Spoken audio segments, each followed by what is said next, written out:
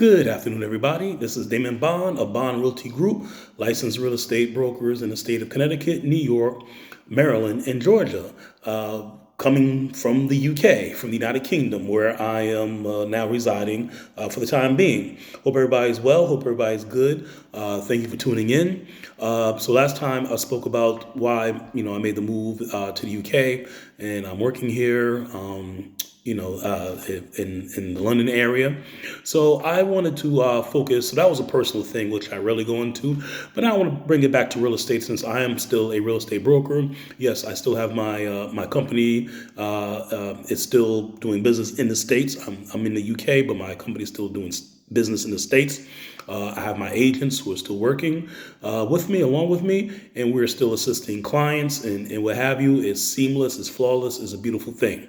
Real estate is good especially if you have agents. So that's one of the advantages of being a broker. So anyway, I wanted to talk to you about some items if you plan to ever come to the United Kingdom, if you want to go buy property, if you want to see property, what have you. So there's some things I wanted to tell you, especially as Americans, wherever you may be, whatever type of American you may be. And it may come as a shock of how the housing is different from that of the States. All right, so I'm going to talk to you about a few things with regards to that. The first item is this.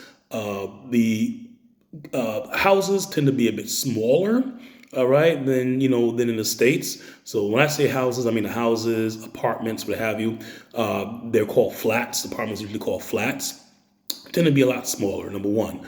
When I say smaller, I'll give you an example momentarily. Okay, here is the washing machine. Washing machines are typically in the kitchen, and there is usually there's no dryers, so everyone has a rack. For those of you who grew up in city areas like Chicago, Philly, New York, especially New York, you see people hanging clothes out in the laundry.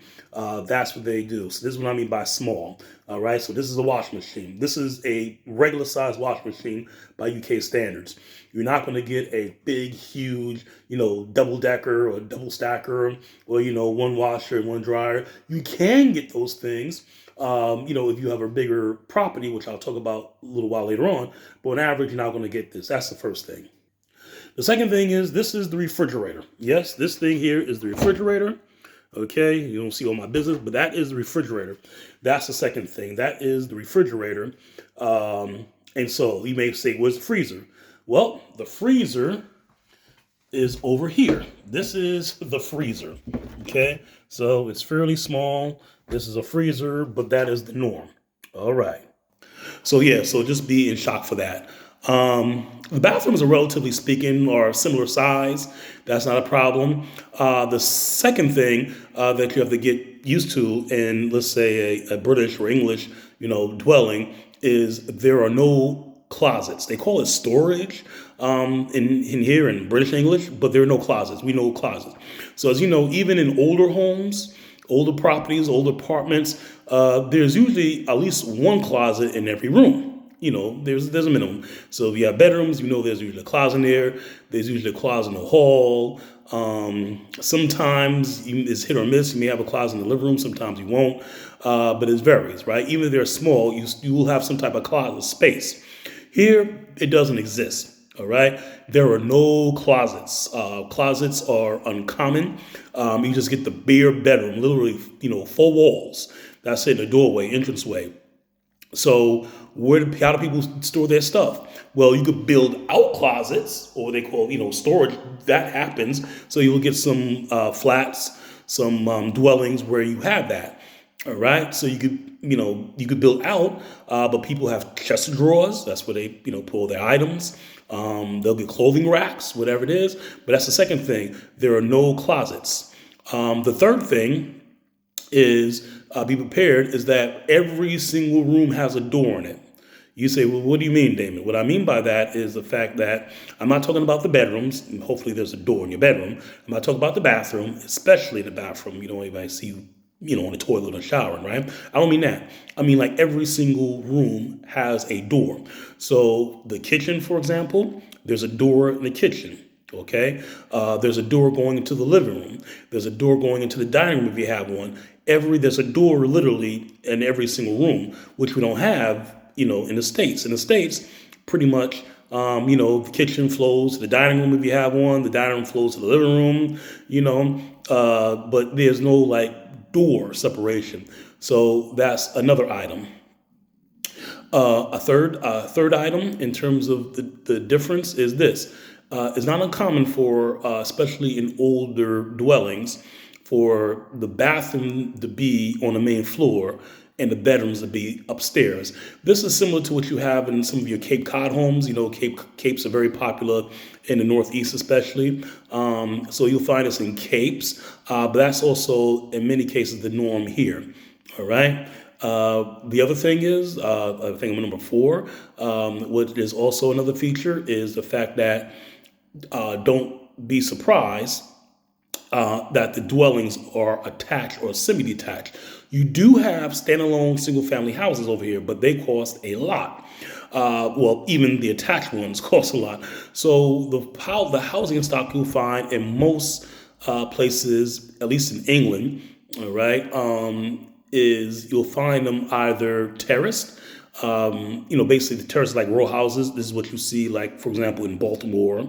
You see this in the brownstones in New York City, Brooklyn and Manhattan especially. All right.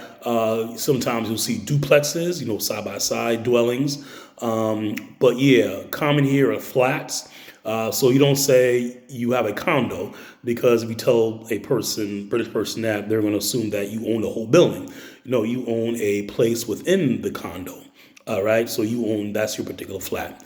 So that's the other difference. Okay, I think that's number four. I always get it mixed up. So these are just some fundamental differences between housing stock in the States and housing in the UK. So just prepared. Also, for my people who live in New York City, who live in any city. I use New York City because once again, I used to live in New York. I'm from New York, and I did business in New York, and Connecticut is not that far from New York.